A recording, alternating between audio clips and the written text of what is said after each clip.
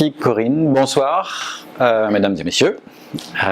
Merci d'être venus à cette première conférence sur les éléphants sont-ils de gauche ou de droite. Et un expert, ça trompe énormément. Le sous-titre est intéressant aussi. Comme vous le verrez, ça c'est mon action packer. C'est des boîtes qu'on utilise en brousse. Et ça, c'est un éléphant. C'est un éléphant qui vient du Gabon. On va parler des éléphants, on va parler d'Afrique centrale. Et on va parler des gens qui s'intéressent, et même qui aident, et même dont c'est la profession, d'aider les éléphants. Et on va se poser la question ce soir de savoir si les éléphants sont de gauche ou de droite, ce qui ne va pas être une question, enfin la réponse ne sera pas facile, mais aussi les gens qui protègent les éléphants, sont-ils de gauche ou de droite? Et là peut-être qu'il y aura un peu plus facilement des éléments de réponse. Alors lui je vais le mettre là. Sinon je joue avec lui comme un doudou pendant toute la conférence, et donc je vais quand même vous le laisser là. Et pour commencer, enfin non, pour l'introduction toujours, ça va piquer un petit peu. Dear Elephant, Sir, you will probably wonder, reading this letter, what could have prompted a zoological specimen so deeply preoccupied with the future of his own species to write it. The reason, of course, is self-preservation. Je suis désolé de vous avoir infligé ce texte en anglais, mais il surtout que ça a été écrit par un Français et par un auteur que j'aime particulièrement, qui est Romain Gary. Alors cette lettre est connue en France par les gens qui s'intéressent à la nature, parce que elle a été publiée par Romain Gary en 68 dans le Figaro littéraire. Mais en fait, elle n'a pas été écrite d'abord en français, elle a été d'abord écrite en anglais, par une commande de Life Magazine, un journal américain. Et donc ça c'est un petit point de départ pour nous ce soir. Cette question de savoir si les éléphants sont de gauche ou de droite, si les gens qui s'intéressent aux éléphants ou qui les protègent sont de gauche ou de droite, vous allez voir que en sous-jacent en permanence, il y a cette question du fait que les gens qui s'intéressent à la nature, les gens qui financent la nature, etc., sont majoritairement anglo-saxons. Et même Romain Gary, qui a eu son premier prix Goncourt pour Les Racines du ciel, un roman que je vous recommande de lire, qui a été publié en 1956, qui est probablement le premier roman écologiste francophone ou écrit en français. Et bien ceux qui lui ont demandé de se positionner sur la première crise des éléphants, c'est les Américains, c'est pas les Français. Ça a été quand même publié un an plus tard. Monsieur, cher éléphant, vous vous demanderez sans doute en lisant cette lettre ce qui a pu inciter à l'écrire un spécimen zoologique si profondément soucieux de l'avenir de sa propre espèce. L'instinct de conservation, tel est bien le motif. Depuis fort longtemps déjà, j'ai le sentiment que nos destins sont liés. En ces jours périlleux d'équilibre par la terreur, de massacres et de calculs savants sur le nombre d'humains qui survivront à un holocauste nucléaire, il n'est que trop naturel que mes pensées se tournent vers vous. Ça a été écrit donc en 67 puis 68 par Romain Gary, et on comprend l'actualité de la chose puisque aujourd'hui, en 2018, l'équilibre périlleux de la terreur ou par la terreur est toujours d'actualité, et certaines personnes continuent de se dire est-ce que il y a une certaine logique à interroger ainsi un hypothétique monsieur éléphant, c'est que cette question du rapport de nous à la nature et à notre avenir sur une seule unique planète, il est encore plus d'actualité et il est politique. Et ça va être l'essentiel de mon questionnement aujourd'hui, ce soir, avec vous en partie, c'est dans quelle mesure se cache de la politique dans quelque chose qui peut ressembler à juste protéger des éléphants. Mais j'ai pas eu le temps de me présenter. Je m'appelle Romain. Je suis vétérinaire. On va pas parler vraiment de santé des éléphants, mais c'est quand même ça qui m'a conduit en Afrique pour travailler et les protéger. La question que je voulais vous poser ce soir, c'est que non seulement j'étais vétérinaire à l'origine, mais ensuite je suis devenu expert. Et ça c'est le sous-titre c'est la deuxième question que je vais vous poser. Est-ce que les experts sont, comme les gens qui protègent les éléphants, de gauche ou de droite? Sont-ils de gauche et de droite, ou sont-ils neutres, pour ne pas dire abstentionnistes? Donc on va essayer de partir d'un cas particulier, d'expertise, dans le domaine de l'environnement. On va essayer de voir dans quelle mesure c'est politique, et peut-être on verra dans quelle mesure ça interroge la question de l'expertise en général, et peut-être certains d'entre vous retrouveront des connexions avec d'autres champs d'expertise qui ne sont pas ceux de l'environnement, qui seront ailleurs, mais où la question se reposera néanmoins. Voilà, j'en ai fini avec mon décollage, et maintenant on va passer sur la première étape. Alors, pour cette première étape, vous allez voir, il y a beaucoup de mise en scène. Hop.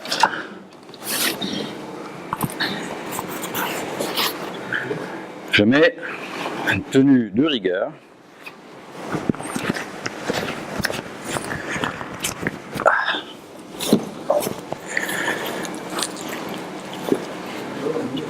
Ah, n'est-ce pas, hein?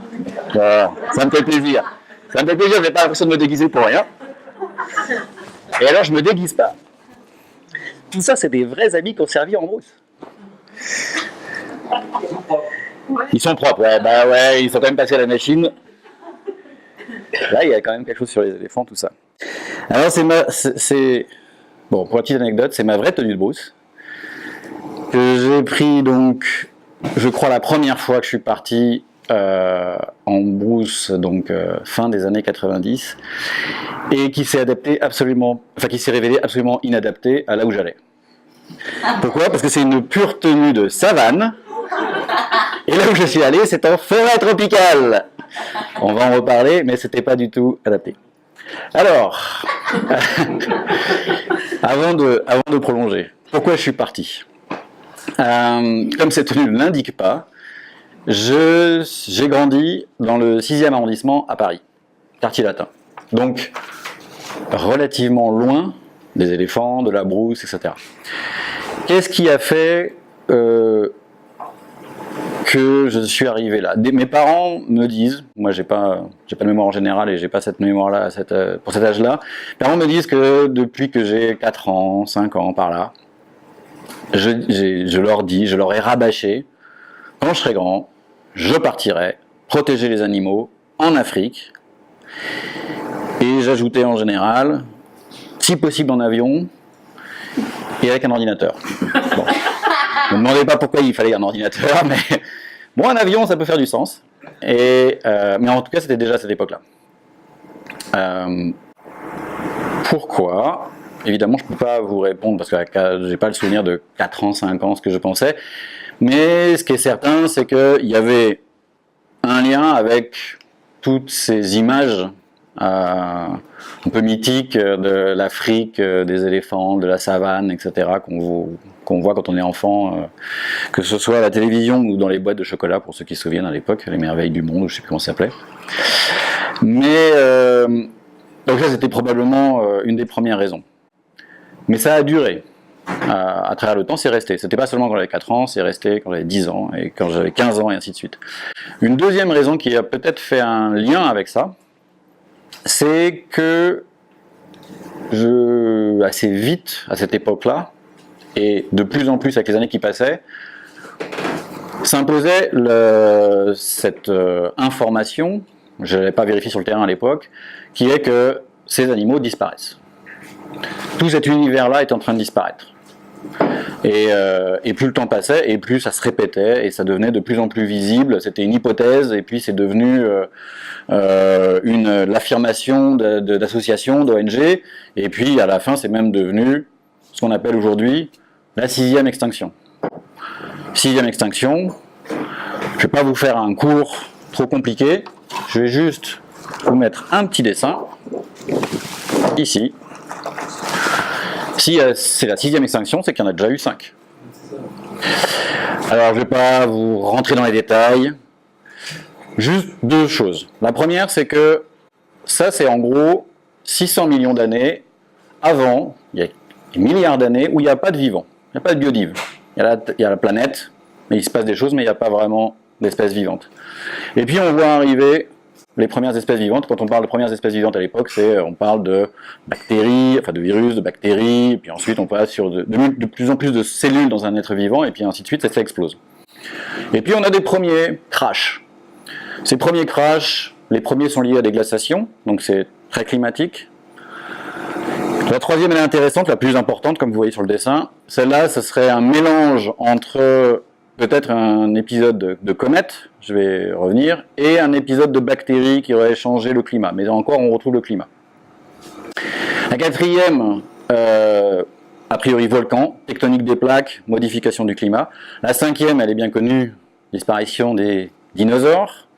Et là, c'est pratiquement certain comète, mais énorme comète version XXL, qui tombe, côté du Mexique, gros nuages, changement du climat, changement des températures, de toutes les conditions environnementales, et après des dizaines de milliers d'années, disparition relative des dinosaures. Bon, en fait, les oiseaux, c'est les descendants des dinosaures, donc les dinosaures n'ont pas complètement disparu, mais bon, je vais pas trop m'étendre. Et puis on a la sixième, dans laquelle nous sommes. Et puis maintenant, c'est officiel. Avant, comme je vous disais, quand j'étais gamin, c'était des hypothèses. Aujourd'hui, c'est officiel, la sixième extinction est en cours, toutes les académies des sciences sont d'accord sur ça. Mais deux particularités qui vont être également en toile de fond de notre discussion ce soir. La première, qui est descriptive, c'est que cette extinction est extraordinairement rapide.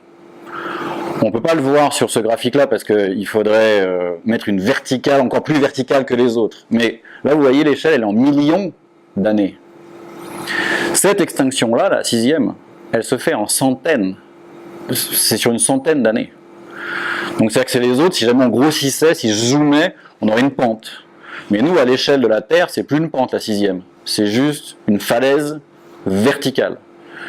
C'est-à-dire qu'on a des extinctions de qualité, on va dire, géologique, mais claquement de doigts. À l'échelle de la Terre, c'est juste disparition soudaine.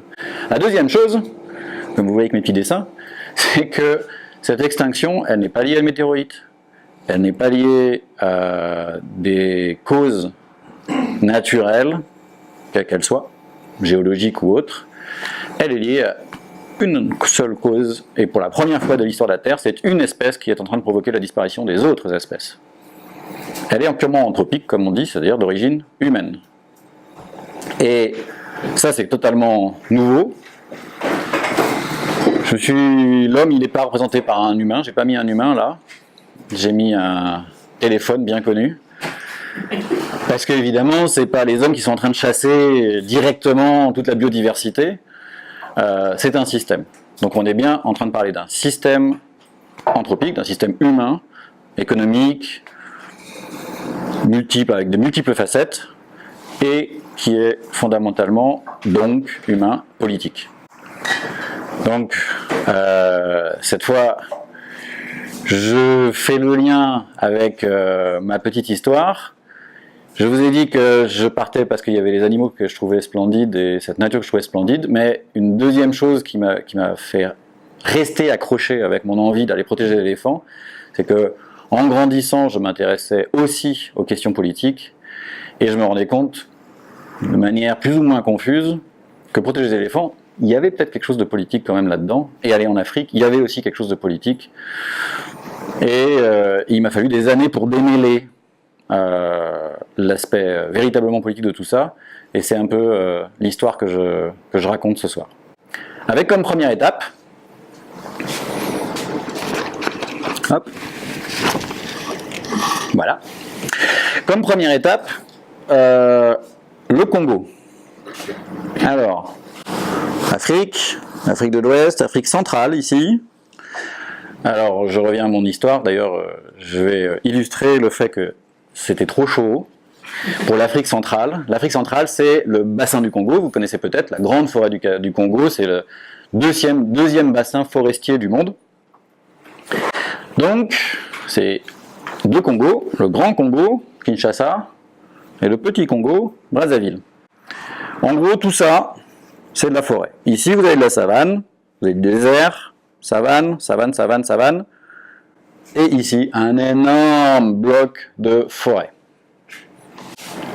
Et quand je suis parti pour la deuxième fois en fait, mais bon, en Afrique, dans un cadre quasiment professionnel, c'était au Congo. Et à cette époque-là, ma porte d'entrée dans le milieu de la protection de la nature, c'était pas encore les éléphants, c'était les grands singes. Grands singes, pareil, ça vient des anglo-saxons, Great Apes. C'est les singes anthropoïdes, c'est-à-dire qu'ils n'ont pas de queue. On a des gorilles, des chimpanzés, des bonobos, des orang-outans. Moi, j'allais travailler sur un projet avec des chimpanzés. Et je suis arrivé au Congo, et je vous raconte juste une des diverses histoires qui m'est arrivée au contact de ces chimpanzés.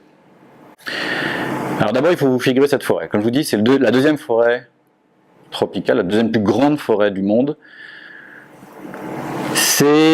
Alors, pour commencer, c'est très chaud, je vous l'ai dit, et très humide. Donc quand on met des habits comme ça, au bout de 2 secondes, on est juste trempé. Genre 95-98% d'humidité dans l'air. Alors la chaleur, elle est relativement élevée, mais par rapport à l'Afrique de l'Ouest, c'est inférieur, mais vous mélangez les deux, ça fait juste une cocotte minute. La deuxième chose qu'il faut prendre à l'esprit, c'est la qualité de la forêt. Vous imaginez des arbres qui montent à 30 ou 40 mètres de haut. Et ensuite, troisième chose, le bruit. Vous avez des insectes, un peu des oiseaux, beaucoup des insectes, qui font un boucan juste assourdissant. Presque, il faut élever la voix pour s'entendre à cause du bruit qu'il y a dans cette forêt. Et mon travail à cette époque-là, c'est un travail de bénévole, de volontaire, donc je payais pour travailler. C'était d'aller soutenir dans une forêt, dans un parc national, des orphelins chimpanzés. Alors, pourquoi il y a des orphelins chimpanzés? Parce que, je l'ai dit, une des causes de la pression des humains sur la faune, c'est la chasse. Légale, mais en général illégale. Notamment la chasse y compris des chimpanzés. Or, souvent les chasseurs tuent les parents chimpanzés pour diverses raisons. Souvent c'est totalement opportuniste, mais ils savent que ensuite les bébés chimpanzés se vendent. Notamment aux Occidentaux qui sont en Afrique, les Blancs, qui recueillent les bébés parce que ça génère chez eux un sentiment de pitié, d'empathie, j'y reviendrai. Ces bébés sont récupérés et il faut les remettre en forêt. Et donc on a des orphelinats et des bébés qui sont relâchés. Et moi je travaillais dans ce cadre-là, c'était une des premières portes d'entrée que j'avais trouvées dans mon secteur.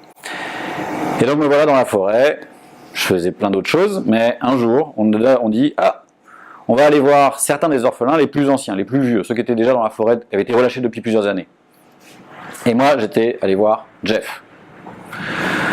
Jeff est un chimpanzé un peu particulier. C'est un chimpanzé orphelin asocial. Il est tout seul. Les chimpanzés ne vivent pas seuls, ils vivent en groupe. C'est des animaux sociaux. Et moi je suis allé voir Jeff parce que justement il était seul et qu'il avait besoin de compagnie. Marche dans la forêt pendant des heures, chacun avait des zones où il se disait là je vais trouver tel groupe, là je vais trouver tel groupe, puis moi je devais chercher Jeff. Et la dernière fois qu'on l'avait vu il y a quelques jours c'était dans telle zone. Je marche, j'étais tout seul. Et au détour d'une petite piste, on ouvre des pistes en forêt, c'est à l'odeur qu'on se dit « Ah, là, il doit y avoir un chimpanzé ». Il y a une odeur de cuir très particulière. Je commence à faire des ronds, et en fait, je commence à me rendre compte que c'est pas moi qui cherche, mais c'est quelqu'un qui est en train de me regarder. C'était Jeff. Pourquoi il me regardait? Parce que Jeff, tout asocial qu'il est, il se sent extrêmement seul. Et donc très très vite, Jeff s'est montré à moi, et a commencé à dire « Viens un peu, viens me suivre ». Je venais voir Jeff, donc je l'ai suivi. Et il m'a emmené à gauche, à droite, et puis après, il m'a emmené près d'un tronc d'arbre. Il m'a dit, il s'est assis, et il m'a demandé de s'asseoir à côté de lui. Il m'a montré. Et là, j'ai passé 2 heures, première fois de ma vie, alors que je suivais des chimpanzés sauvages qui ont plutôt tendance à s'enfuir. Là, j'en avais un qui me disait « Non, non, viens t'asseoir à côté de moi » et qui après a commencé à fouiller dans toutes mes poches et dans mon sac et à prendre les affaires. Alors à chaque fois que je voulais récupérer mon appareil photo, il fallait que je lui tende quelque chose d'autre et lui me rendait en échange d'appareil photo pour prendre quelque chose d'autre, etc. Et on a passé comme ça 2 heures. 2 heures d'interaction avec un chimpanzé qui était seul, qui se sentait seul et qui avait absolument besoin de compagnie. Et Et après, ça a été un arrache-cœur. Parce qu'après, il a fallu que je laisse Jeff dans la forêt. Et il voulait absolument pas. Et la nuit tombe relativement tôt, enfin en tout cas elle tombe vers 18h, 18h30, et encore plus vite en forêt parce que les arbres masquent la lumière. Et donc je savais que le bateau qui remonte la rivière et récupère tous les gens qui sont en forêt, je l'entendais le hors-bord au loin. Je disais, là, j'ai 15 minutes maximum pour attendre le bateau. Mais je ne pouvais pas aller au bateau avec Jeff, parce que sinon Jeff monte dans le bateau. Et alors là, je ne vous raconte pas le désordre avec un chimpanzé qui est quasiment grand comme moi et qui est beaucoup plus costaud que moi. Et s'il monte dans le bateau, on ne peut pas l'emmener au camp. Enfin bon, ça devient. Donc il fallait que j'arrive au bateau, mais sans Jeff. Et là a commencé un jeu assez terrible où il a fallu que je me sépare de Jeff ou que Jeff se sépare de moi. Donc il a fallu que j'arrête totalement de jouer et d'interagir avec lui. Et là, j'ai vu Jeff qui, au début, a commencé à jouer à ce jeu-là, qui trouvait le jeu très ennuyeux, et puis commençait à me regarder assez frustré en me disant mais pourquoi, alors qu'on joue depuis 2 heures, tu ne veux plus jouer avec moi? Et puis après il a commencé à s'éloigner pour voir ce que j'allais faire, et il a commencé à se cacher derrière les arbres de plus en plus loin en disant il est encore là, quand est-ce qu'il va bouger? Et à un moment donné j'ai arnaqué Jeff, je suis parti de plus en plus vite, il disait ah ça y est on joue à cache-cache, et moi je savais où était le bateau, et j'ai foncé dans le bateau, et je suis monté dans le bateau, on a poussé le bateau, rallumé le hors-bord, et Jeff est arrivé sur la côte, sur la berge de la rivière, et là il m'a regardé comme si jamais je l'avais trahi totalement en l'abandonnant dans la forêt. Alors, pourquoi toute cette histoire sur Jeff? Outre le fait que, évidemment, ça a ancré en moi les raisons pour lesquelles j'étais parti dans le bassin du Congo pour protéger les chimpanzés et les éléphants. Mes rêves d'enfant étaient cristallisés dans un événement comme ça. Mais un autre élément que j'ai compris à cette occasion, c'est que chez ces chimpanzés avait émergé, donc quand je parle des chimpanzés, c'est dans l'espèce des chimpanzés, avait émergé des aspects cognitifs, des aspects de communication qui étaient de l'ordre de l'échange, y compris avec une autre espèce qui était de l'ordre de l'échange, qui était de l'ordre de l'empathie.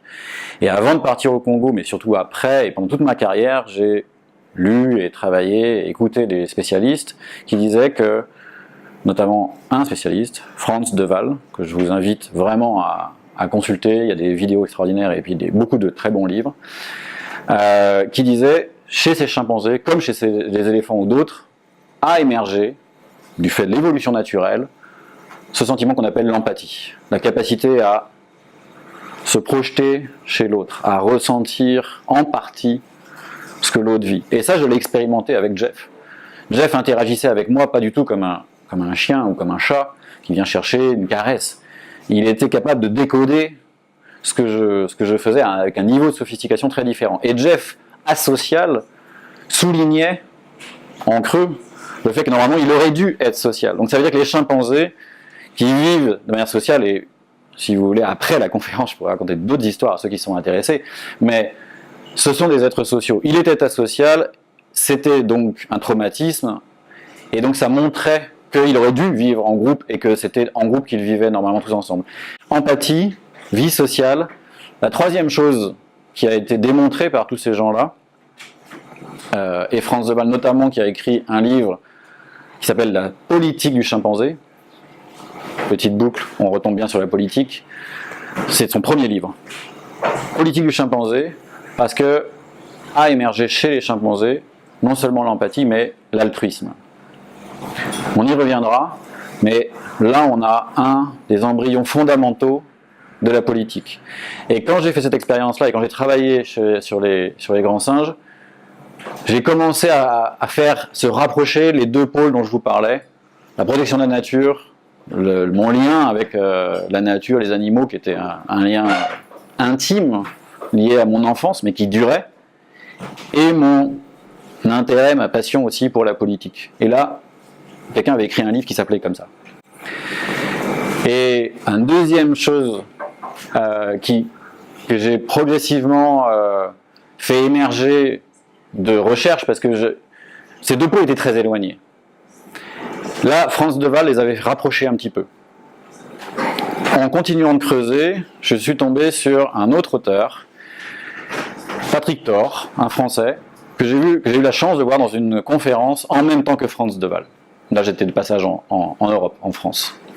Et qu'est-ce que disait Patrick Thor? Il disait, ce que vous dit Frans de Waal sur l'émergence de l'empathie et de l'altruisme, c'est quelque chose qui a été identifié par le plus grand des théoriciens de l'évolution, Darwin. Tout le monde connaît les théories du premier livre de Darwin, sur l'origine des espèces, qui dit, comme vous savez, je vais vous le résumer, alors les vrais évolutionnistes seraient choqués, mais bon, en gros, on a une pression de l'environnement qui sélectionne les êtres, et les individus notamment, les plus adaptés à cette pression, à supporter cette pression. Ceux-là se reproduisent, ont un succès reproductif supérieur, et donc, ils vivent, et leur descendance vit, et c'est eux qui s'imposent à travers la planète. Quand Darwin a écrit ça, son sujet pour lui, c'était de montrer la filiation entre les espèces, et notamment il avait comme inquiétude majeure le combat qu'il y aurait avec tous les créationnistes, qui étaient évidemment ultra dominants, donc les religieux, etc. La question de l'application de cette théorie à l'humanité, il a volontairement refusé, on a des courriers qui le montrent, il a volontairement refusé de le traiter. Qu'est-ce qui s'est passé? D'autres l'ont traité à sa place. D'autres se sont saisis de sa théorie et ont dit « Ah, Darwin a dit ça, il l'a démontré, c'est vrai, complètement vrai. En plus, il avait utilisé des théories de Malthus, etc. » Et là, ils ont dit « Mais donc les humains, ceux qui résistent le mieux à la pression, ont un meilleur succès et c'est eux qui représentent le futur. » Peut-être certains d'entre vous ont entendu parler de Spencer, mais c'est ce qu'on a appelé ensuite le darwinisme social. Or, Darwin lui-même, dans son dernier livre, mais le problème c'est que le mal était déjà fait, il avait anticipé le combat qu'il opposerait aux religieux sur le créationnisme, il n'avait pas anticipé que des gens se saisiraient de sa théorie pour faire le darwinisme social. Dans son dernier livre, il a écrit « La sélection naturelle » qui s'est appliquée sur toutes les espèces, parmi les espèces sociales sophistiquées, dont les chimpanzés, dont les éléphants, a fait émerger un autre mécanisme qui est celui de le groupe prend soin de tous ses membres et en particulier de ses plus faibles. C'est ce que Patrick Thor a appelé l'effet réversif de l'évolution. Ce qui est très intéressant, et on y reviendra, c'est que les biologistes, et Darwin le premier d'entre eux, a dit non, la sélection naturelle telle que je l'ai décrite pour la plupart des animaux ne s'applique pas aux humains tels quels, c'est même le contraire. Chez les espèces telles que celles des humains, on a inversé le jeu, effet réversif, c'est le groupe qui compte, ce n'est pas l'individu, et c'est la prise en compte des plus faibles qui permet au groupe d'avoir succès, de pouvoir se répandre, de pouvoir vivre mieux, et ce n'est pas les individus les meilleurs qui vont assurer le succès de l'espèce. Je vais m'arrêter là pour cette partie théorique, on y reviendra. Et je reviens dans ma vie au Gabon, au Congo, mais cette fois-ci, un an plus tard, 2 ans plus tard, je passe dans le pays juste à côté, le Gabon. Toujours un pays forestier, et toujours pour y protéger d'abord des grands singes, puis j'ai migré. Et comme je vous l'ai dit, avant j'étais beaucoup bénévole, donc je payais pour travailler, puis ensuite je payais plus, mais j'étais quasiment pas payé. Et finalement, je finis un jour par avoir un premier job un peu sérieux dans une ONG. Et dans cette ONG américaine, j'en profite pour vous mettre 2 petites choses. Ça c'est le frigo, c'est-à-dire que c'est ce que je ne traite pas trop en détail. Hop là. Donc 2 choses que j'ai déjà abordées et que je ne développerai pas trop. La question de la nature, la perception de la nature en France avec sous-jacent versus américain ou britannique ou autre. Et bon, Darwin et Marx. On en parlera si vous voulez après la conf. Parce que le frigo c'est pour après normalement. Je suis dans mon ONG, je suis en brousse et je m'occupe d'abord de gorilles cette fois au Gabon. Et puis ensuite, l'évolution de mon travail fait que je suis dans la petite ville à côté et je deviens administrateur d'une équipe. Et puis, on continue, les années passent et je change de statut parce que, en gros, dans mon secteur, il y a deux pistes. Il y a les gens qui sont des scientifiques et des chercheurs. Ceux-là, souvent, ils restent sur le terrain pendant des années, parfois même des dizaines d'années. Il y a des gens que je connais, ils ont 60, 70 ans, et ils continuent d'être à fond sur le terrain. Et puis il y a les autres qui, surtout quand ils sont intéressés par la protection de la nature, et pas seulement par l'étude de la nature, rentrent dans les tuyaux des ONG, et plus vous avez d'expérience, plus on vous demande de gérer des choses de plus en plus grosses. Et donc je suis passé de la brousse dans la petite ville du coin, et puis de la petite ville du coin dans la grosse ville du coin, et puis je me suis retrouvé dans la capitale. Et puis de administrateur, je suis passé chef de projet, du chef de projet, je suis passé directeur adjoint de programme.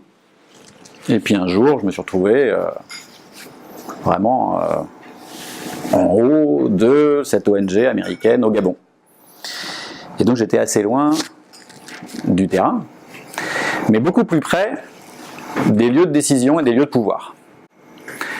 Et là, on bascule dans une deuxième vie, avec une deuxième façon de voir les éléphants. Alors, je ne vais pas le mettre à côté de celui-là, je vais le mettre ici, on y reviendra après. Et donc, j'étais devenu un manager de la protection de la nature. Alors, c'est un petit peu différent. Alors, je vais commencer par quelle histoire? Allez. Je suis manager, je suis directeur adjoint. Mon chef et ami, mais c'est devenu compliqué après. Non, qu'est-ce qui s'est passé? Entre autres choses, c'était quelqu'un qui, lui, en tant que manager, il avait un peu un problème avec les budgets, il avait toujours tendance à dépenser plus que ce qu'il récoltait. Le problème, c'est qu'il récoltait de plus en plus, il récoltait beaucoup. Donc, quand j'ai démarré dans ce programme au Gabon, on avait un budget annuel de 200 000 $. Au moment où moi je suis arrivé à Libreville, la capitale, etc., on était déjà à entre 4 et 5 millions de dollars par an de budget, grâce à lui. Le problème, c'est qu'il dépensait systématiquement 4,2 à 4,5 millions de dollars par an. Donc un jour, ça a posé des problèmes. Le deuxième problème, c'était qu'il avait noué des relations avec le pouvoir qui étaient plus que étroites. Alors le pouvoir du Gabon, au Gabon, peut-être vous en avez entendu parler, Omar Bongo, président à l'époque, une sorte d'affiche de la France-Afrique, enfin, c'était le visage africain reconnu par la France comme étant le vieux sage, etc. Et mon chef et ami était devenu, il était quasiment dans le premier cercle de cette présidence, et ça posait un petit peu de soucis en termes de qu'est-ce que c'est qu'une ONG non gouvernementale, qu'est-ce que c'est en termes d'indépendance, etc. Mais tant et si bien qu'il a fini par être mis sur la touche. Et au même moment, moi qui étais son adjoint, le même été, 2007, alors j'étais en vacances, première nouvelle, c'est mon chef n'est plus mon chef. Deuxième nouvelle, et on dit, bon bah écoute, il va falloir que tu rentres, quoi. J'arrive en urgence. Et la deuxième nouvelle, on me dit, ah, vous avez perdu 50% de votre budget. 50% de mon budget. Donc là, on parlait en millions. Hein. Et il y avait plus de 100, il y avait à peu près 120 personnes à l'époque, dans notre programme, dans le pays. Et là, on vous dit, bah voilà, il y a un de vos bailleurs, il est parti. L'année prochaine, vous n'aurez plus son argent. Et là, moi qui avais passé toutes les dernières années à utiliser l'argent de ces gens-là pour faire mon job, puis qui avait commencé à écrire un peu des documents pour obtenir leur argent, mais de très très loin. En gros, on me disait, oui, il y a telle organisation qui finance la protection des éléphants, ils demandent ça comme information, tu le remplis, tu envoies. Moi, je les connaissais pas, je les avais jamais vus. Ok, je faisais. Et l'argent arrivait. Et là, d'un seul coup, ah non, ça marche plus. Et on me dit, il va falloir gérer ça. Et il va falloir même que tu le gères en tête de ligne. Parce que comme ton chef vient de partir, il faut un autre chef. Nous, on en a trouvé un, mais il peut arriver que dans 6 mois, un peu plus. En plus, il connaît pas le pays, puis il parle même pas français. C'était des Américains. Et donc, il a besoin que tu gères, et tu vas d'abord gérer en premier lieu. Donc, en gros, on me demande d'être directeur. Et de gérer la crise. Alors, j'ai accepté. Pourquoi ? Sachant que c'était quand même juste la mission pourrie, quoi. Et puis c'était quand même annoncé, enfin pour le coup il n'y avait pas de surprise, hein. Ça avait bien démarré juste avant. Je vais revenir, comme pour la première fois que je suis parti au Congo, et comme pour beaucoup de choses qui ont suivi. De nouveau, mon enfance, comme je vous ai dit, quartier latin. Clairement, enfance bourgeoise, beau quartier. Pour ceux qui ne connaissent pas Paris, c'est un des beaux quartiers du Paris. Et plus ou moins au milieu du quartier latin, il y a le jardin de Luxembourg. Et le jardin de Luxembourg, pour vous donner un ordre d'idée, c'est là où il y a le Sénat français. Donc c'est plutôt un beau jardin, quoi. Et moi, je traversais le Luxembourg, j'étais petit, et j'avais ma maison d'un côté, et j'avais mon école de l'autre, donc je traversais le jardin le matin, le soir, et j'allais jouer avec mes copains, on jouait des batailles de marrons, etc. Et puis en grandissant, je commence à regarder un peu ce qui m'entoure, pas seulement les marronniers. Et entre autres choses, dans le jardin de Luxembourg, il y a des cours de tennis. Et il y a le Sénat. Et en revenant de l'école, puis du collège, à côté, je voyais les gens, fin d'après-midi, quand il faisait beau, au printemps, hein, ou à l'automne encore, je voyais les gens qui arrivaient, mais genre à 16h, quoi, hein, 17h, qui arrivaient et puis qui allaient jouer au tennis, dans le jardin de Luxembourg. Puis après, je commence à faire des liens, je dis, mais d'où ils sortent, quoi.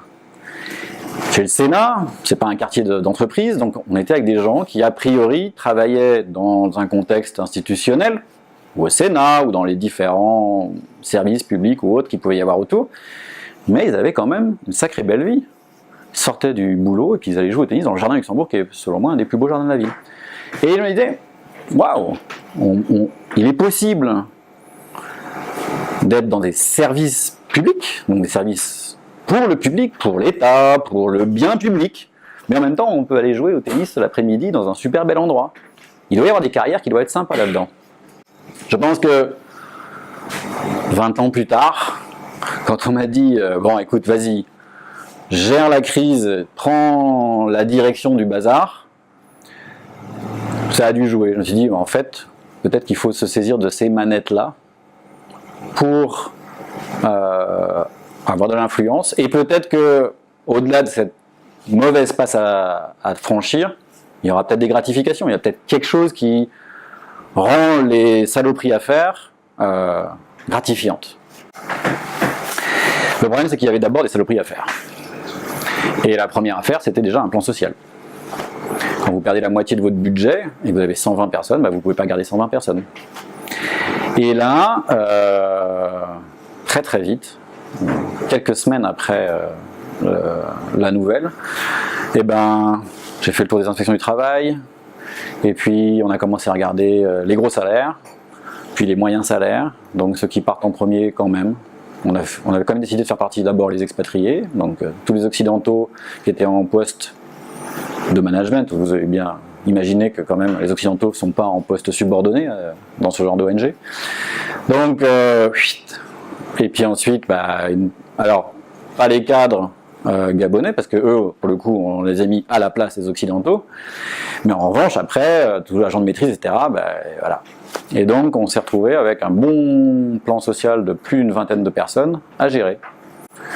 Bibi s'en est chargé, avec une collègue administrative et financière, et là, j'ai plongé dans le monde merveilleux du langage du management, puisqu'il a fallu que j'utilise ce que je faisais pas, moi quand je m'occupais des éléphants et des chimpanzés, c'était pas vraiment mon travail, mais là, je me suis retrouvé à devoir justifier auprès de mes collègues de la nécessité de faire la réforme, pour raison d'endettement, qu'il fallait donc anticiper des reconversions, il fallait avoir de la flexibilité dans l'organigramme, il fallait remotiver l'équipe, lui redonner un nouveau projet, avec une vision stratégique.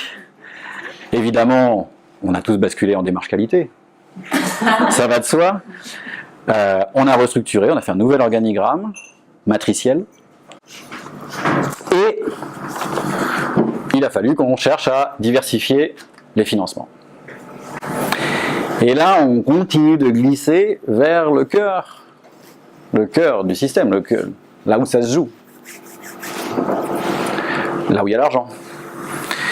Et là, je ne pouvais plus seulement faire des petits formulaires et envoyer ça. Non, là, c'était moi qui devais retrouver les 2 millions par an qui avaient disparu auprès d'autres gens.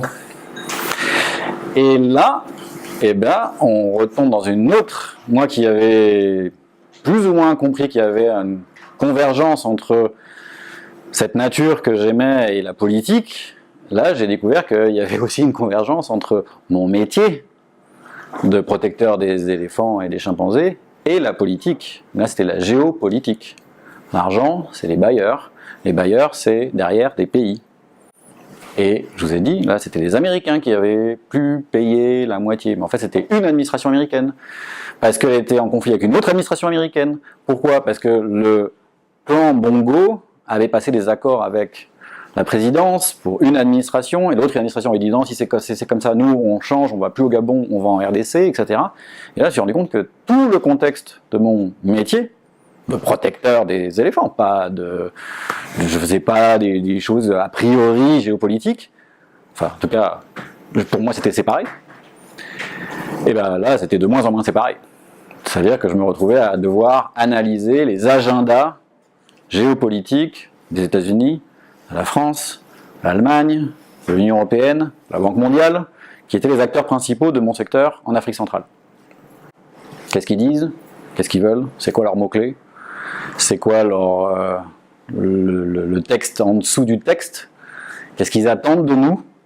Et comment est-ce qu'on peut éventuellement répondre à leurs attentes? Parce que moi j'avais des emplois derrière. Donc il fallait que je limite la casse, parce que si jamais on maintenait les 2 millions de déficit, c'était pas 20 personnes qui allaient partir, c'était la moitié de l'équipe, hein, on montait à 60 personnes, quoi. Donc c'était carrément l'urgence, quoi.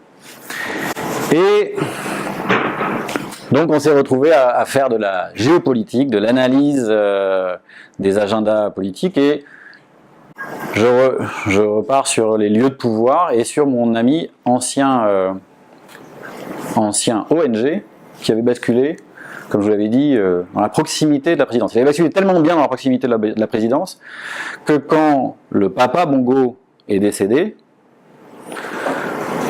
il m'a dit, dans les semaines qu'on suivit, on se connaissait bien, on était amis, on était sur la plage de Libreville. Libreville est située au bord d'un estuaire. Et il y avait nos enfants qui jouaient ensemble sur le sable, et là il me dit, bon, Ali Ben va être élu dans 2 mois. Mais quelque part on se dit, mais tu sais déjà quoi? Oui. Bon, tout le monde disait, ouais, oui, c'est quand même beaucoup de chance, quoi. Mais là, on vous le dit pas genre, bon, c'est très très probable. Non, on vous le dit, voilà, quoi. Oui, évidemment, le fils de Omar Bongo, Ali Ben Bongo, est élu fin août. Il n'y a même pas de discussion. Et je serai, me dit-il, directeur des parcs. Ah, ça aussi, c'est déjà... Ouais, non, c'est programmé. Et là, je me dis, bon, bah... ok, bon, ça c'est la règle du jeu, hein. Mais dans un système france-africain, dynastique, papa, le fils, bon, ok. Mais moi, je suis là pour protéger les éléphants. Donc, bon, ok. Mon cerveau politique dit, ok, de toute façon, vu nos présidents qu'on a en France, franchement, on va pas faire la leçon aux présidents qu'on a au Gabon. C'est un peu les mêmes en plus. Donc, ok, je laisse passer, je ne m'en occupe pas. La bonne nouvelle, c'est que j'ai mon copain, un mec qui, sincèrement, veut protéger la nature du pays, qui va devenir patron des parcs. Génial, c'est une super opportunité, quoi. Et donc, ça se déroule exactement comme il le dit. Ali Ben Bongo est élu, La semaine suivante, mon copain est nommé directeur des parcs, directement rattaché à la présidence. Donc déjà tout le gouvernement est squeezé, le mec il est directement rattaché au plus haut de l'État. Donc il a tous les pouvoirs, tous les leviers. Et là, dans le secteur, on se dit, waouh, là, on va y aller à fond. Demain, tous nos éléphants là, ils sont tranquilles. Bon, ça s'est pas passé exactement comme ça. Parce qu'il y avait quand même beaucoup de pouvoir, mais il y avait aussi quand même beaucoup de forestiers et de pétroliers et de miniers qui aussi quand même avaient beaucoup de pouvoir, comme avant. Et c'est pas que ça n'a eu aucun effet. Il a fait des choses. Et là, l'actualité récente, vous êtes tous en mémoire ce ministre qui vient de claquer la porte sur la question des petits pas. Et alors, lui, il était aussi un peu dans une politique des petits pas. Il avait beaucoup de pouvoir, mais quand même pas complètement tout le pouvoir. Et donc, il faisait des petits pas, il obtenait des choses, mais il reculait sur d'autres choses. Et nous, on est dans une ONG, quoi. Donc, on était supposé dire, non, mais à chaque fois que tu fais un petit pas en arrière, nous, on est là, bim, on tape. Donc, bon, moi, j'ai commencé à taper. On se connaissait, donc entre lui et moi, à la limite, il savait à quoi s'en tenir. Mais moi, j'avais mes bailleurs. Et mes bailleurs, ils n'étaient pas d'accord pour que je tape sur le gouvernement. Et là, non, nous, on a des accords au plus haut niveau, machin, etc. Et donc, pour être concret, il y a un représentant d'un de mes plus gros bailleurs qui est venu dans mon bureau et qui m'a dit « Maintenant, ça s'arrête, ou c'est toi qui sautes ». Donc j'ai divorcé. Alors, bon, j'ai pas divorcé de ma femme, mais j'ai divorcé du Gabon.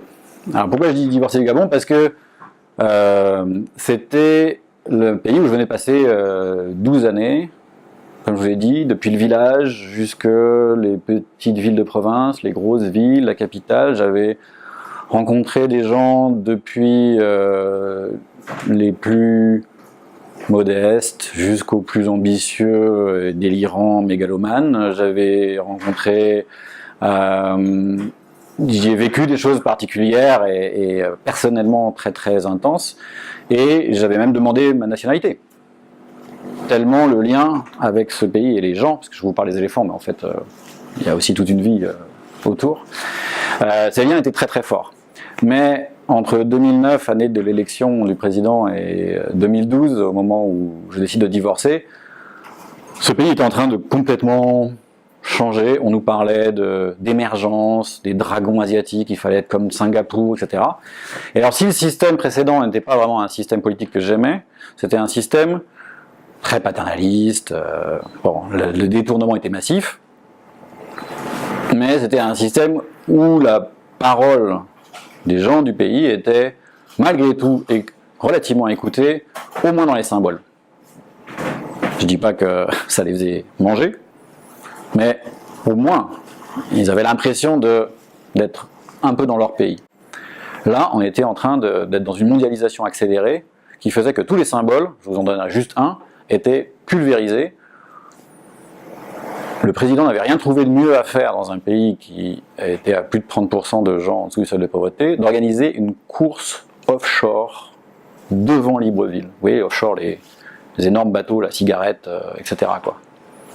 Et le gars, il organise une course de bateaux, enfin pas offshore, je sais pas comment on dit, voilà. Vous voyez les gros bateaux là, gigantesques, qui tournent en rond comme des malades, voilà. Hors bord, mais je crois qu'il y en a, peu importe, je retrouverai ça. Il organise ça. Et là, les bras de tout le pays sont tombés, quoi. Alors, pour la petite anecdote, les mamans de Libreville traditionnelles, surtout les pays côtiers, on a ces questions de sirènes, quoi. Elles ont des noms variés. Là, c'est les mamies Wata. Et les mamans avaient dit, bon, nous, on ne comprend pas vos histoires de course, mais en tout cas, on espère que vous avez demandé l'autorisation des mamies Wata. Et vous n'avez pas fait ce qu'il faut, parce que nous, on sait que vous ne nous avez pas consulté et vous n'avez pas demandé sur les traditions, etc. Elle dit, si vous ne le faites pas avant la course, il y aura des malheurs. Ça n'a pas été fait. La course a démarré. Il y a un bateau qui s'est retourné et il y a un pauvre pilote qui est mort. Tous les Gabonais ont dit, on vous avait dit. Mais c'était vraiment ça l'ambiance, quoi. Et entre les bailleurs, ces histoires, etc., moi j'ai dit bon, là, j'arrête. Je divorce, j'ai quitté le Gabon, et je suis passé, pas très loin, au Cameroun. Mais j'ai changé complètement de... Ce divorce, c'était le divorce avec le Gabon, mais c'était aussi le divorce avec une certaine façon de faire mon travail, qui était celui du management. Alors, il n'y a pas un costume pour le job que j'ai fait après. Il n'y avait pas un vrai costume. Quand j'étais manager et que j'étais au Gabon et que j'étais en permanence dans les bureaux des ministres, entre autres, je mettais donc une cravate et une veste. Et là, je suis devenu conseiller, expert. Et alors, ce qui est bien, c'est qu'on n'a plus besoin de mettre de cravate. Parce qu'en fait, on est dans les couloirs, on conseille, mais vous voyez, c'est toujours un peu informel, c'est toujours... on n'est pas en avant, quoi. Il y a des managers et puis il y a des décideurs politiques. Et nous, on est autour. Et alors, on est... c'est des chemises blanches, mais quand même, ce qu'on met en avant, c'est qu'on est quand même aussi... On connaît l'Afrique, quoi. Donc, ça, c'est ma tenue d'expert de la protection de la nature en Afrique. C'est ce que j'ai trouvé de plus représentatif. Alors, j'ai commencé, comme je vous l'ai dit, depuis le Cameroun, mais après avoir divorcé de mon pays de cœur, je ne pouvais pas sauter dans le lit d'un autre pays comme ça et puis me remarier. Donc, j'ai complètement changé d'approche et j'ai travaillé. Bon, je ne dis pas que j'ai commencé de passer d'un lit à un autre lit, hein, non plus, mais un peu. En fait, j'ai commencé à travailler dans tous les pays de la région. Et j'ai conseillé mes collègues de l'ONG, d'abord, à travers tous ces pays. Ils ont été représentés dans tous les pays. Et donc, je suis retourné au Congo, Brazzaville, et je suis retourné, et je suis allé au Tchad, etc. Et je vous parlerai d'un exemple qui est une illustration, enfin, voilà, qui a continué de me faire voir les liens qu'il y avait entre mes deux pôles, les deux pôles que j'ai évoqués depuis mon enfance, hein, ce pôle la protection de la nature et ce pôle politique. Je vais enfin, parce que j'en rêvais, je vais en RDC, République démocratique du Congo, ou Congo Kinshasa. Et je vais, donc là c'est le grand morceau qui est là, et mon ONG avait un programme, a toujours un programme dans ce pays-là, et notamment je vais dans l'est de la RDC. Même si vous n'êtes pas plus que ça branché sur l'Afrique, l'est de la RDC, Goma, la guerre avec les gens Rwanda, etc. À une époque, dans cette zone-là, on a eu quasiment une guerre panafricaine rien que sur ce pays-là, puisque à un moment en RDC, vous aviez tous les pays frontaliers quasiment avaient des militaires à l'intérieur de la RDC, et en particulier dans l'est de la RDC. Donc c'est une zone particulièrement difficile d'un point de vue géopolitique, mais qui se trouve être aussi une zone exceptionnelle pour la biodiversité, avec le plus vieux parc national de toute l'Afrique, le parc des Virunga, qui est un parc un peu mythique. Je ne vais pas trop m'étaler, mais je vais juste vous parler d'un truc, moi, qui était mythique, qui était une espèce dont j'avais entendu parler. Et la première fois que je suis tombé dessus en photo, je me suis dit, non mais ça c'est un photomontage en fait. C'est super belle affiche, mais là ils ont inventé l'animal, enfin je veux dire, ça colle pas quoi. C'est-à-dire que c'était, alors j'ai pas pu retrouver la même photo, mais si vous imaginez un zèbre plus ou moins mélangé avec une girafe, et bien ça s'appelle un okapi.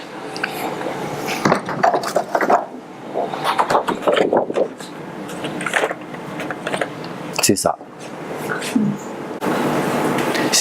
Enfin, voilà, moi ça c'est l'enfant qui se réveille, je trouve ça juste incroyable quoi. Et alors il y a des plus belles photos encore où on les voit plus, mais c'est juste un animal incroyable quoi.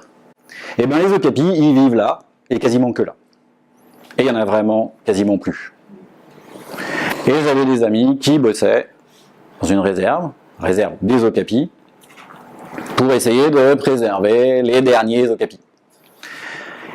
Et là, j'y vais pour les conseiller, c'était mon job sur les questions stratégiques et autres, parce qu'ils étaient dans une situation de crise énorme. Bon, c'est une région où il y a des rebelles partout. Une des catégories de rebelles, parmi les plus connues, s'appelle les Mai Mai. Alors Mai Mai, c'est Lolo, parce que ces rebelles, enfin oui, ces groupes armés, sont convaincus que grâce à leur gris-gris et à la magie de certains de leurs sorciers, les balles qui les atteignent coulent sur eux comme de l'eau. Donc ils sont plus ou moins nus quand ils sont à la guerre, et avec énormément de gris-gris et énormément de cartouchières et de kalachnikov. Et donc moi je pars faire une analyse SWOT, peu importe, dans la réserve des Okapis pour voir mes collègues.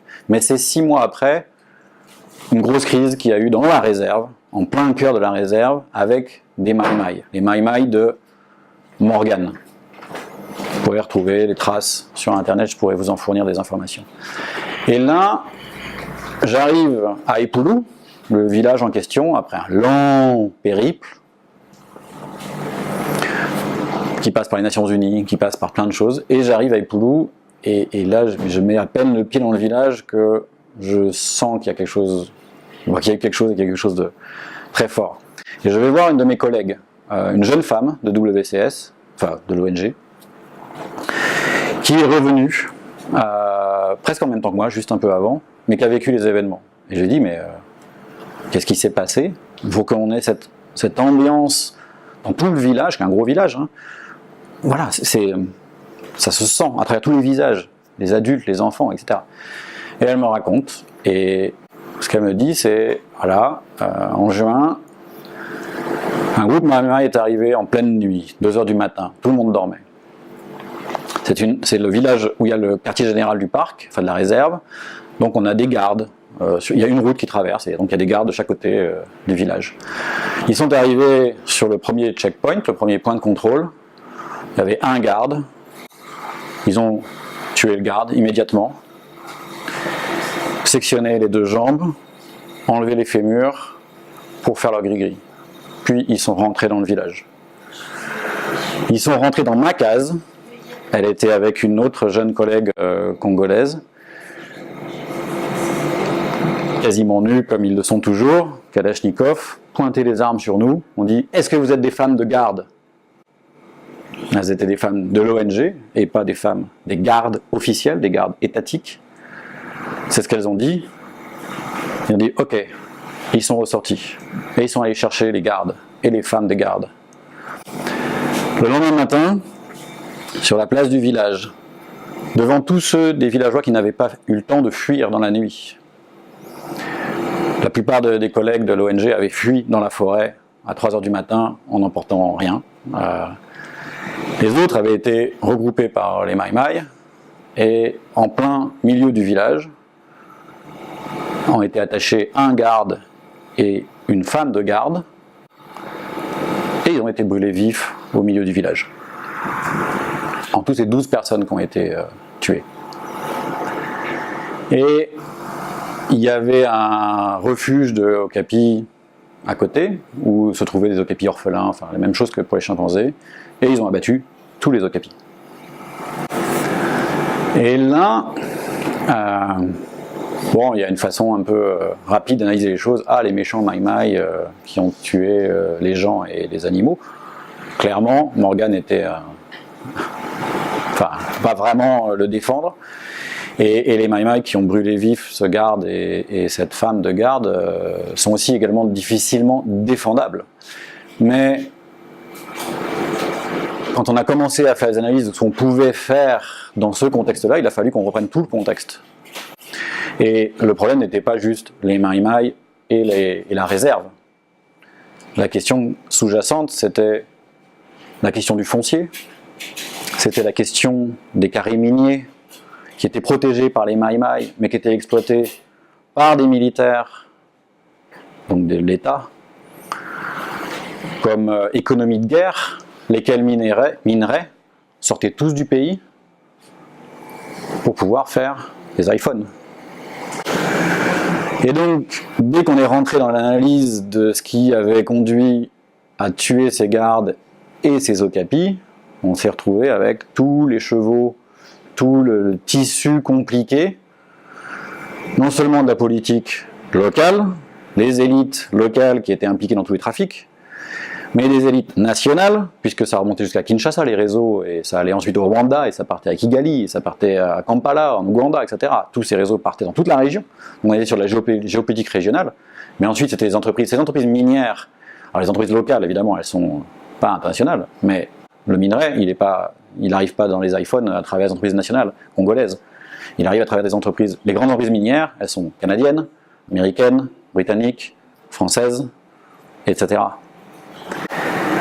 Et là, l'évidence, c'était que non seulement le métier, notre métier de protecteur des éléphants, il était politique dans sa gestion quotidienne, en interne par le management ou en externe à travers nos relations avec les gouvernements, mais il était pris dans un cadre politique qui était beaucoup plus large, qui incluait non seulement un pays, mais toute la région, et même au-delà, les grands circuits financiers, économiques, mondiaux, et que même si on essayait de couper sa tête en deux, avec d'un côté je suis citoyen et je suis militant d'attaque, et de l'autre je protège les éléphants et c'est mon métier, à un moment ça devient très très difficile. Et j'ai commencé à travailler avec des amis camerounais sur ces questions-là, notamment à travers le prisme. Je ne sais plus si je l'ai mis.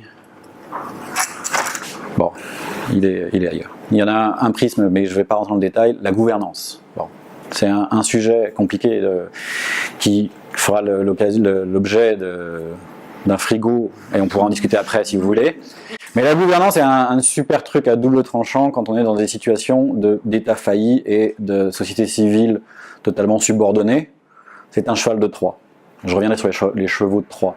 Mais ça, c'est un très bon cheval de Troie. Et j'avais travaillé avec pas mal d'organisations de la société civile au Cameroun et dans d'autres pays sur comment on peut utiliser la gouvernance, et notamment la question de la corruption, pour traiter des questions politiques sans le dire. Parce qu'évidemment, si on le dit, après, on se fait squeezer les financements. Eux se font squeezer les financements. Alors si moi j'en ai besoin dans les grosses ONG, eux dans les petites, ils en avaient encore plus besoin. Ce qui pose la question de la société civile. Et j'avais commencé donc à travailler sur cette question proto-politique ou infra-politique de la gouvernance. Et grâce à ça, parce que c'était un sujet très à la mode, ça m'a permis de commencer à taper bien sur tous ces gens qui ne pouvaient pas accepter qu'on parle politique, mais étaient obligés de parler gouvernance. Ça, c'était leur sujet. Et là, ça me permettait de remettre en question beaucoup de choses. Et dans ce cadre-là, dans un atelier, avec plein de bailleurs, j'étais en train de tirer à boulet rouge sur des programmes qui ne marchaient pas, parce qu'ils ne tenaient pas compte de la gouvernance et des problèmes de corruption, etc. Et les bailleurs ont dit, mais c'est intéressant ce que tu dis, est-ce qu'on peut bosser avec toi sur ça? Et là, mon ONG, à l'époque, a dit, nous les éléphants, ouais, mais la gouvernance, corruption, machin, là, commence à s'éloigner, quoi, de notre cœur de métier. Et donc, j'ai franchi encore un pas plus loin dans le domaine de l'expertise, je suis devenu consultant. Donc là, j'étais plus lié à une ONG, solo, et je travaillais pour d'autres ONG ou pour des bailleurs. Alors, petite parenthèse pour qu'on voit de quoi il s'agit. Les bailleurs, qui c'est? Je vous en ai déjà mentionné. Donc il y a les États occidentaux, ceux qui ont l'argent, qui font de l'aide publique au développement. Vous avez entendu parler, et on pourra en discuter plus en détail si vous le souhaitez après. Et dans le cas de l'aide publique au développement, ça se fait comment? Ça se fait en mode projet. Donc, le bailleur, il a besoin qu'on lui propose un projet, ou il sollicite un projet, lequel projet va se définir des objectifs, des résultats à atteindre. Il va falloir un maître d'œuvre. Donc en général, on cherche un maître d'ouvrage politique, quelqu'un qui va porter, alors si possible, un gouvernement du Sud. S'il n'y a pas de gouvernement du Sud acceptable, on cherche une ONG du Sud ou une institution du Sud, maître d'ouvrage, qui va faire le portage politique, et puis ensuite on va trouver quelqu'un qui va faire le travail technique. Bizarrement, c'est jamais des gens du Sud, ou pratiquement jamais les gens du Sud, presque toujours les organisations du Nord, les ONG, comme celle dans laquelle je travaillais, ou d'autres. Et puis, ils définissent donc leur projet, et puis on met en œuvre le projet, on décaisse, on fait les évaluations du parcours, puis on fait les évaluations de la fin de parcours, et puis éventuellement, on fait une deuxième phase, si ça marche bien, et puis quand il y a plusieurs projets, on appelle ça un programme, etc. etc. Donc ça, c'est... Moi, je le vivais d'un côté de la barrière, ça faisait 14 ans que je le vivais du côté de ceux qui mettent en œuvre les projets. Donc les maîtres d'œuvre dont je vous parlais, les ONG. Et là, je me suis retrouvé de l'autre côté de la barrière, du côté de ceux qui financent. Et je m'en doutais un petit peu, mais j'ai quand même été un peu impressionné par la façon dont ils travaillent, qui a plusieurs caractéristiques. La première, c'est que les sommes mobilisées sont juste colossales, quoi. On a vraiment du mal, humains normaux, quand il y a trop de zéros, on n'arrive plus à se figurer, quoi. Ça veut dire que moi, je vous disais, 2-4 millions par an, là on a des gens qui disent non, nos projets à moins de 40 millions, ça ne nous intéresse pas. Et on était tout petit. Protection de la nature, c'était secondaire. Dès qu'on parlait santé ou autre, là on était en centaines de millions. Mais comment on fait pour gérer des projets en centaines de millions? Enfin, je veux dire, il n'y a plus de capacité. Enfin, humainement, on a vraiment du mal donc on est obligé de passer par des outils, des tableurs et autres, qui finissent par être totalement virtuels. C'est-à-dire qu'on n'arrive plus à être dans du concret. Moi, je venais du terrain où un groupe électrogène, c'était compliqué. Il y a des problèmes de pièces, il y a des problèmes d'approvisionnement en carburant. Donc, dépenser l'argent sur le terrain, parfois, c'était juste impossible pour des pures raisons, parce que la voiture était en panne, quoi. Et là, on a des gens qui nous disaient, non, il faut dépenser X dizaines de millions. Et le seul moyen de le faire, c'est sur papier. Parce que dans la réalité, c'est quasiment impossible. Mais eux, il fallait qu'ils décaissent ces millions-là. Tous les projets arrivaient à dépenser à peu près 60% du budget. 40%, ça repartait à la fin du projet. Pourquoi on n'a pas réussi à le dépenser? Et ça faisait des boucles comme ça. On met 100 millions sur la table, il y en a 60 qui sont dépensés, il y en a 40 qui reviennent. Et on refait un projet à 100 millions, et ainsi de suite. L'obsession, c'était ce taux de décaissement. Pourquoi? Parce que, ce que j'ai compris petit à petit, et là on avait ce rapprochement entre le technique et le politique, ces bailleurs sont subordonnés à des gouvernements. Lesquels gouvernements ont des engagements sur l'aide publique au développement. Bon, il y a un 0,7% qui existe depuis la fin des années 70 du PIB national, qui n'est quasiment atteint par personne, mais admettons, peu importe le chiffre, on a des politiciens qui disent nous, on a promis qu'il y aurait 0,6 par exemple, 0,5, il faut nous dépenser l'argent. Bon, il y a une partie qui est facile, on la met dans les entreprises les entreprises nationales qui sont dans le sud. Ça, c'est de l'argent qui part facilement. Mais il y a quand même une partie qui doit partir dans nos projets de développement ou de protection de la nature. Et là, on dit, bon, écoutez, il faut que ça marche, bon, en théorie, mais surtout, nous, il faut qu'on affiche l'argent qu'on a dépensé à la fin de l'année. Et donc, le projet, c'était, ça démarre, bon, en gros, un projet de 3-4 ans, il faut déjà 3 ans quasiment pour l'instruire, pour le développer. Et ensuite, le jour J, ça démarre. Et là, c'est compliqué, il faut recruter, il faut acheter des équipements, etc. Et donc vous prenez du retard, systématiquement. C'est mécanique. Sur le planning, personne ne planifie jamais le fait qu'il y a un temps d'inertie de 1 an où il ne se passe pas grand-chose. Donc ensuite, vous vous retrouvez avec 2 ans où vous essayez de faire le job, ce qui est prévu dans le projet. Des parcs, des réserves, des formations.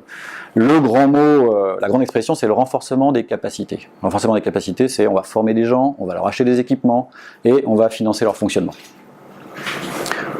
Au bout de 2 ans, vous avez consommé 40%, 50% du budget, et il ne vous reste plus qu'un an ou 2. Et là, c'est panique à bord. Wow, les amis, là, on est à la moitié du budget, il reste un quart, donc maintenant il faut dépenser. Et alors là, alors vous allez nous faire des trucs qui coûtent, parce que évidemment, si jamais vous formez des gens, ça coûte rien, donc vous êtes en millions, ça fait... Alors là, vous allez nous faire un bout de route, là, vous allez faire un pont, là, vous allez nous faire une école. Oui, mais il n'y a pas d'instit. Vous nous faites une école, ça dépense de l'argent. On fait bosser une entreprise, etc. Jup, on dépense. Et là, vous avez juste des folies de ça. Et moi, je me retrouve. Alors ça, je l'avais vu du côté de la mise en œuvre. Mais je me suis retrouvé de l'autre côté, et là, c'était juste multiplié par dans toutes les dimensions, quoi. Et alors, moi, quand je démarrais sur le terrain, on bossait avec genre des thésards. Donc on avait des gros documents. Tout sujet qu'on traitait, ça donnait lieu à plein de pages. Ce que je vous ai raconté sur les chimpanzés, ce que je vous raconte sur les éléphants, etc., c'est des gens qui écrivent des livres, des thèses, des machins, ces machins. Après, en management, on passait sur des documents beaucoup plus condensés pour le ministre, pour l'administration, le DG des forêts. Bon, c'est quand même spécialisé des forêts, donc bon, on lui parle, mais il faut faire à côté. Là, j'étais arrivé chez les bailleurs, donc là maintenant on passait en une page. Mais alors, plus le budget grossissait, et plus le document devenait condensé, quoi. Juste inversement proportionnel, complètement délirant. Enfin, je veux dire, ouais, alors j'ai un projet à 60 millions pour sécuriser les frontières entre le Tchad, la RCA et la RDC, parce qu'on a des couloirs de transhumance, c'est terrible. Donc je pense qu'on va pouvoir mettre 15 millions là-dessus. Est-ce que tu peux me faire une note d'une demi-page pour la semaine prochaine pour lancer la première réunion? Non. Alors, c'est absurde techniquement. Et donc on va cogiter évidemment en se disant, bon, pourquoi s'en est réduit à un tel niveau d'absurdité? Parce que les gens avec lesquels je travaillais ne sont pas des imbéciles du tout. Et d'ailleurs, ce sont des gens dont un grand nombre partagent exactement les mêmes rêves d'enfance que moi. Et ils sont sincères. Je dis, ok, c'est pas une question d'individu, ils sont pas bêtes, ils sont sincères, mais de toute évidence, c'est absurde. Donc, ok, si c'est pas les individus, c'est le système. Et là, on commence au-delà de la boîte assez locale ou nationale ou même régionale sur laquelle j'avais travaillé, on peut commencer à bosser sur des boîtes qui en fait sont valables dans le monde entier maintenant et qui sont les contraintes idéologiques à l'intérieur desquelles on a le droit de faire les projets, mais qui de toute façon déterminent les projets. On ne peut pas sortir de cette boîte. Si on l'aborde d'un point de vue technique, c'est cette histoire de renforcement des capacités. Mais qu'est-ce qu'il y a derrière le renforcement des capacités? Et derrière cette question il faut décaisser. Si vous additionnez les deux, vous vous rendez compte que d'abord ce n'est pas faisable de décaisser des sommes pareilles sur du renforcement des capacités avec des acteurs nationaux et locaux. Donc déjà, ça vous permet d'injecter des acteurs du Nord, qui sont les seuls à pouvoir en partie absorber tout cet argent qu'on met dans le système. Super, une vraie rente. Vous avez très peu d'acteurs qui sont les seuls à pouvoir manger ce gâteau. Là, vous me direz, c'est pas très idéologique. C'est quand même assez politique, c'est-à-dire que déjà, on assure une rente pour les gens de chez nous. La deuxième chose, c'est que ces tuyaux et ces acteurs étrangers, si vous voulez pouvoir absorber beaucoup d'argent, ça justifie que vous ne pouvez pas les mettre sous le contrôle étatique des pays concernés, bénéficiaires. Pourquoi? Parce que ces pays ne sont pas en capacité eux-mêmes de superviser des budgets aussi gros que ça. Alors c'est magique, parce que ces pays, ça fait, en théorie, 40 ans, 60 ans, on est supposé renforcer leur capacité. Bizarrement, on n'a toujours pas réussi. Donc ça me fait penser à des collègues, des malades qu'on soigne, ils ne sont pas soignés, on les resoigne, ils ne sont pas soignés, et alors qui c'est qui là-dedans se trouve à avoir une rente? C'est le médecin. Ben voilà, nous, on a un système où les médecins soignent sans fin les mêmes malades, mais en utilisant toujours les mêmes méthodes. Pareil, est-ce que c'est vraiment idéologique, ou est-ce que c'est simplement postcolonial? Bon, en tout cas, c'est politique, mais quelque part, c'est idéologique aussi. Pourquoi? Parce que vous êtes en train, comme je le disais, vous êtes en train de disqualifier non seulement les gens du Sud en général, mais aussi et principalement les États du Sud. Vous les disqualifiez techniquement, ils ne sont pas capables de gérer, et vous les disqualifiez de plus en plus politiquement en disant « Ah, ils sont corrompus, là là là là ». Bizarrement, les gens qui sont corrompus, c'est ceux que vous faites réélire en permanence. Donc on a cette boîte idéologique qui semble hyper contraignante. Et il faut bien la nommer.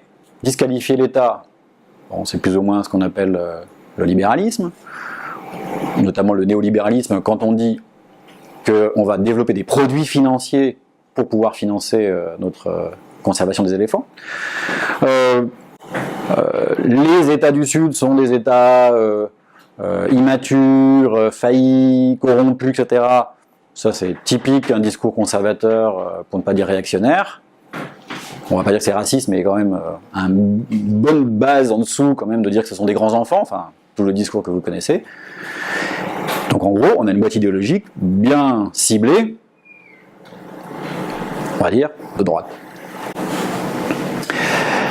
Et ça me conduit à mon atterrissage.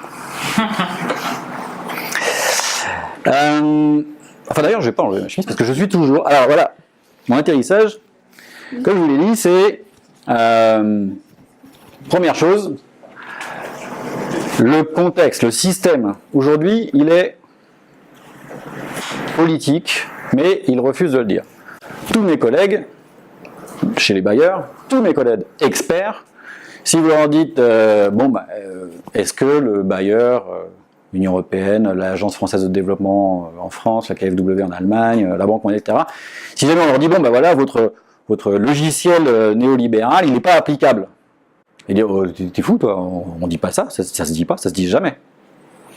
Donc, le système est politique, mais on n'a pas le droit de le dire. Le système refuse qu'on le dise, les acteurs du système refusent qu'on le dise, donc ça ne se dit pas. Donc on ne peut parler que de technique. Ok, donc on a un système. Alors, mon troisième éléphant, je le mets de ce côté-là. Le premier, c'était quand je suis arrivé en Afrique et que j'ai ressenti cette question de... Enfin bon. Mon troisième éléphant, c'est le système. Non, tunnel, je laisse. Troisième éléphant, mon système. C'est celui que j'ai abordé avec les experts. Il est politique, et comme je viens de vous le dire, qu'on le qualifie de néolibéral et ou de conservateur, en tout cas, il est de droite, mais il ne s'assume pas comme tel. Et les experts qui travaillent dedans n'ont pas le droit de le dire. Le deuxième éléphant que j'avais sorti, c'était quand j'avais mon costume et ma cravate, c'est celui de mon métier. Comme je l'ai dit, la plupart des experts, qu'ils soient chercheurs sur le terrain, qu'ils soient managers dans les villes, ou qu'ils soient consultants comme moi, ils sont grandement déterminés, pour ne pas dire subordonnés, à ce système. Si vous leur demandez, est-ce que votre travail, pas le monde en général, votre travail, est-ce qu'il est politique? Ils vont vous dire non. Pour plein de raisons, mais la première étant que, comme je l'ai dit, leurs patrons ne veulent pas admettre que le système est politique. Donc eux, ils sont quand même un peu subordonnés à leurs patrons, donc ok, c'est pas politique. Sauf que tout le monde sait que quand on est dans un système donné, si vous dites que vous n'avez pas d'opinion, c'est donc que vous avez l'opinion du système. Si le système a une opinion, c'est donc que, de facto, ces gens-là, en tout cas, valident l'opinion du système. Donc le deuxième éléphant, il est de droite aussi. C'est-à-dire que les experts, sans le dire, et d'ailleurs quand ils disent « je suis ni de gauche ni de droite » ou « je suis et de gauche et de droite » ou « je suis neutre », ça veut donc dire que je suis de l'opinion du système. Le sous-titre, tout le monde le connaît.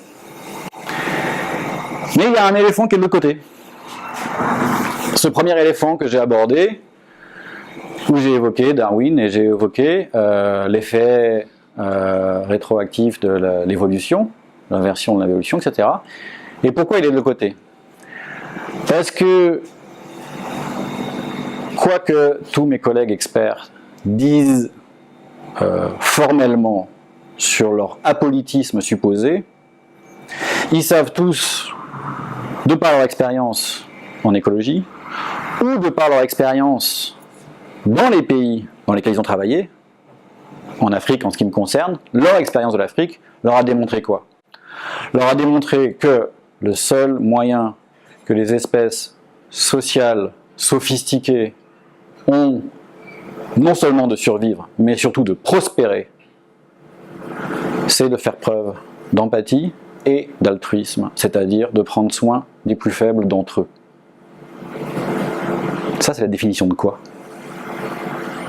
Si ce n'est la définition de la gauche.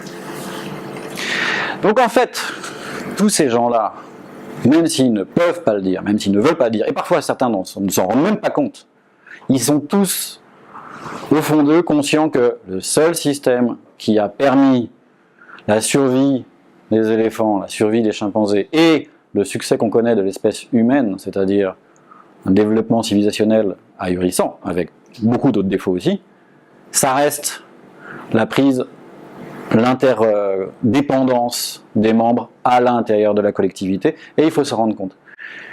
Comment on appelle un chimpanzé qui va se mettre à tuer tout le monde dans un groupe de chimpanzés? On va appeler ça un chimpanzé malade. C'est pathologique, il est en train de faire le contraire de ce qui permet la cohésion de son groupe.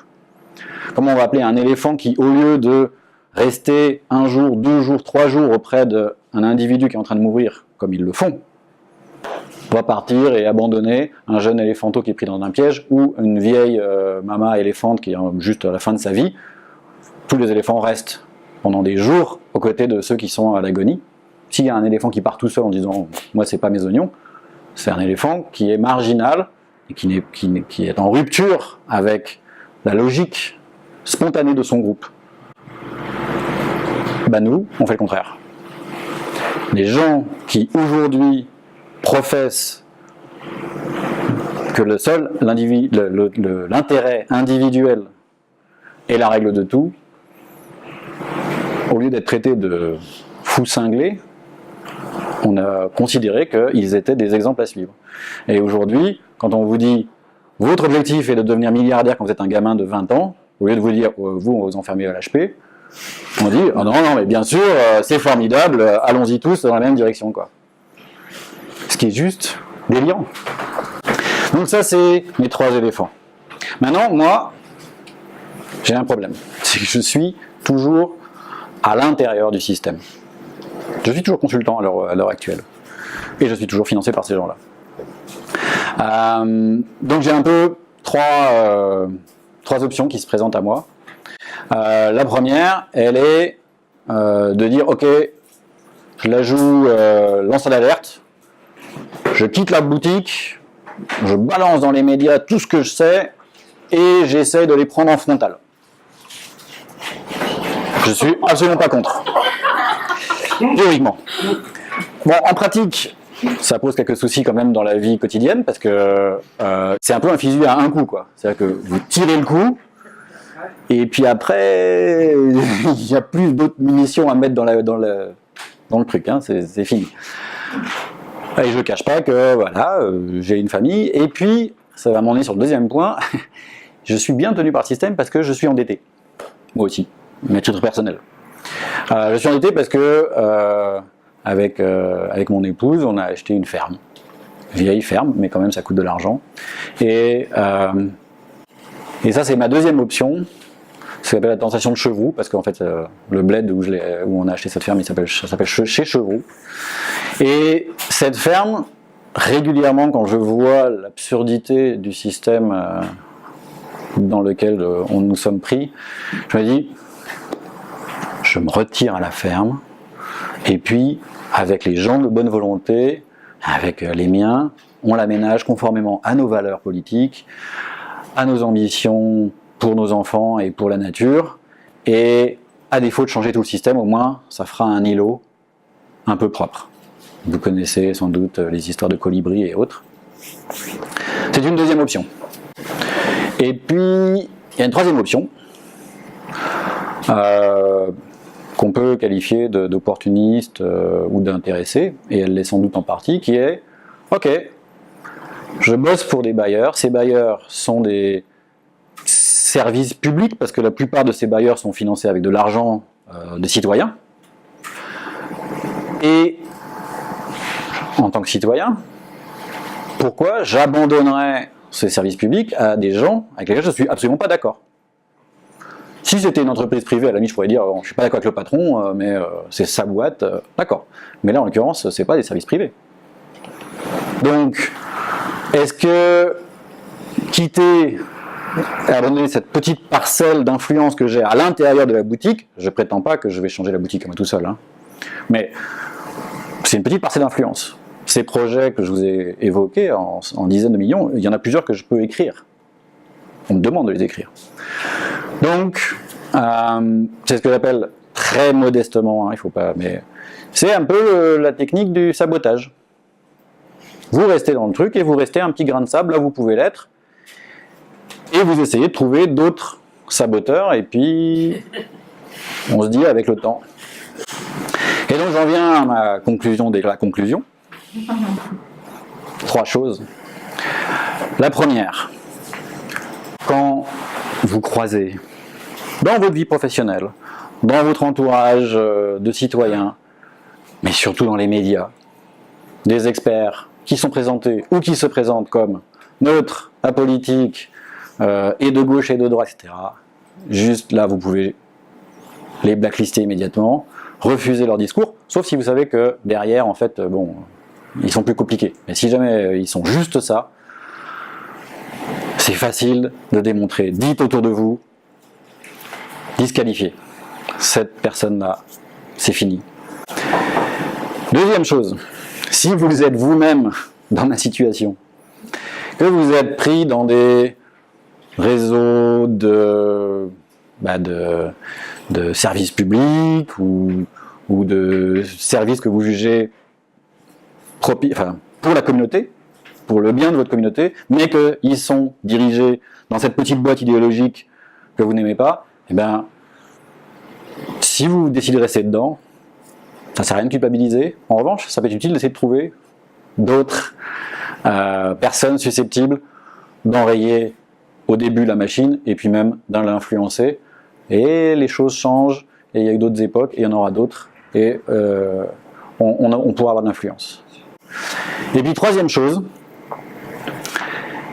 comme j'ai dit qu'il fallait autant que possible disqualifier les experts qui se prétendaient apolitiques, etc. Il y a un deuxième discours qu'il faut disqualifier. Je l'ai évoqué au début, j'y reviens. C'est ce discours de les inégalités sont justes parce que naturelles. Ce pseudo-darwinisme social mal digéré qui est aujourd'hui, on retrouve dans la plupart des médias, dans les discours du patronat et d'un certain nombre de gouvernants qui disent « oui, mais la nature est ainsi, nous ne sommes pas égaux et il y a des premiers de cordée », enfin tout ce genre de trucs-là, qui sous-entendent qu'il faut des individus qui vont dominer les autres pour le bien du groupe. Et qu'en revanche, les faibles, les vulnérables, on peut éventuellement leur faire la charité, mais en tout cas, ils ne sont pas partie prenante de la décision. On peut le dire du point de vue idéologique, mais en revanche, on ne peut pas prétendre que c'est un discours scientifique basé sur ni la nature, ni l'évolution de l'humanité, ni l'évolution de quoi que ce soit. L'évolution, que ce soit de la nature ou de l'humanité, démontre exactement le contraire. Si quelqu'un vous dit « moi, je suis pour la concurrence de tout le monde avec tout le monde », vous pouvez dire « écoute, c'est un pur choix religieux, il n'y a pas de souci, si jamais tu vois le monde comme ça, je respecte. Mais ne me dis pas que ça a un quelconque rapport avec la science, que ça a un quelconque rapport avec l'histoire de l'humanité. » Parce que maintenant, si je prends l'histoire de la science et l'histoire de l'humanité, depuis la fin du XIXe siècle, on a dit et on a démontré le contraire. Voilà, sur ce, je pense que je vous ai apporté quelques éléments de réponse sur les éléphants sont-ils de gauche ou de droite. Je vous laisse libre de conclure définitivement ce débat et je vous remercie de votre attention.